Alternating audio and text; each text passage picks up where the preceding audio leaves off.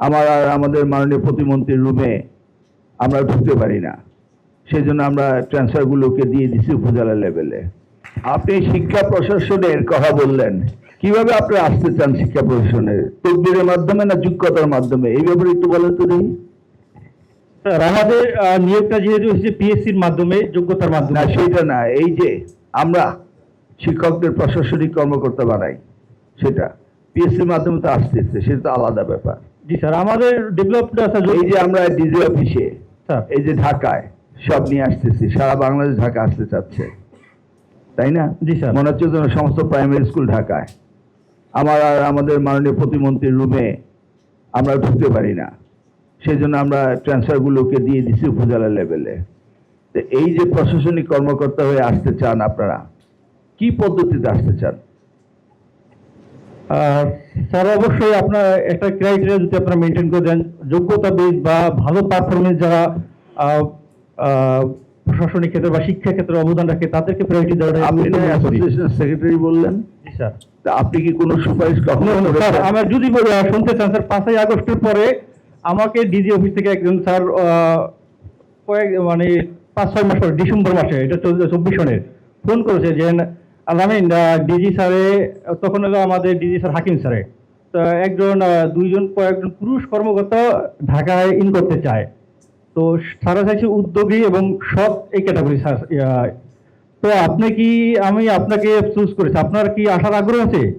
তখন আমি বলি স্যার, তখন আমি মুন্সিগঞ্জ সদরে চাকরি করি, তখন বলছি স্যার একটু চিন্তা করার সময় দেন আমাকে।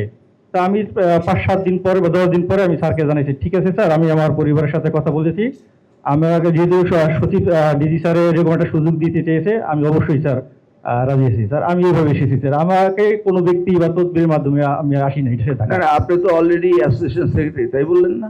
জি স্যার। তো আপনি তো অলরেডি আপার স্ট্রিমে আসছেন। স্যার আমি তো ঠিকই বুঝেছে যে প্রেসিডেন্ট সেক্রেটারি ওদেরকে আগে আনতে হবে। স্যার ডিজি স্যার আপনি তো সেই কোটায় আসছেন। আমি প্রশ্নটা করেছি কি, এটা আপনি বোঝার চেষ্টা করবেন। আমি প্রশ্নটা করছি যে কিভাবে এই প্রশাসনিক কর্মকর্তা হওয়ার জন্য আসতে দেওয়া উচিত, আপনার অ্যাসোসিয়েশন থেকে একটি লিখিত প্রস্তাব আমাদের দেন। স্যার ধন্যবাদ স্যার এই সুযোগ দেওয়ার জন্য। স্যার আমরা শীঘ্রই ডিজি স্যারের মাধ্যমে আপনার কাছে একটা প্রস্তাব দেব স্যার। এই গেল এক। 2 নম্বর, আপনি ভবন নিয়েই শুধু বললেন, কিন্তু এই যে আমাদের সচিব মহোদয়, ডিজি মহোদয় এফএলএন নিয়ে কথা বলছে, শিক্ষার মান নিয়ে কথা বলছে, ঝরে পড়া ছাত্রছাত্রীর কথা বলছে, আপনি ওই মান উন্নয়নের একটা অ্যাড্রেসও করলেন না। আপনারা দুইজনেই শুধু অ্যাড্রেস করলেন ভৌত অবকাঠামো। ভৌত অবকাঠামোই শিক্ষার মানদণ্ডের স্কেল না। আপনার এখানে কতটি স্কুল, সেখানে অ্যাফিলেনের অবস্থাটা কি, আর আপনি ওখানে ইন্সপেকশন কেমন করছেন এবং কিভাবে ডেভেলপমেন্ট করবেন, কি করা উচিত, এগুলি ইন ডিটেলস বলেন। স্যার ধন্যবাদ স্যার। আমি আসলে ভেবেছি এত সময় আমাকে দিবেন কিনা স্যার। না, আপনি সময় বেশি নিচ্ছেন, কারণ সময় এতক্ষণ নিয়ে কথা বলার কোনো দরকার নেই। ঠিক আছে স্যার। জাস্ট স্পেসিফিক নাটশেল কথা বলবেন। এই স্কুলটি এই সমস্যা, এখানে লেখাপড়ার এই সমস্যা, এখানে আমাদেরকে এই কাজটা করে, কোনো সাজেশন দিলেন না। আপনারা জানেন আমরা প্রতিনিয়ত এই প্রাথমিক শিক্ষা নিয়ে আমরা অনর্গল কথা বলে যাচ্ছি। আমাদের ক্লাসরুমে কোনো এডুকেশনের কোনো ডেভেলপমেন্ট আমরা দেখছি না এখন পর্যন্ত। ক্লাস 5-এর ছেলেদের পড়তে দিলে তারা পড়তে পারে না। একটা গরু দেখলে বলতে পারে যে গরুর 4টি পা আছে নাকি 2টি শিং আছে, লিখতে দিলে লিখতে পারে না। এই ব্যাপারে কি আপনি একটি কথা বলেছেন? এটা বলেন না, কিন্তু আপনি অ্যাসোসিয়েশন সেক্রেটারি।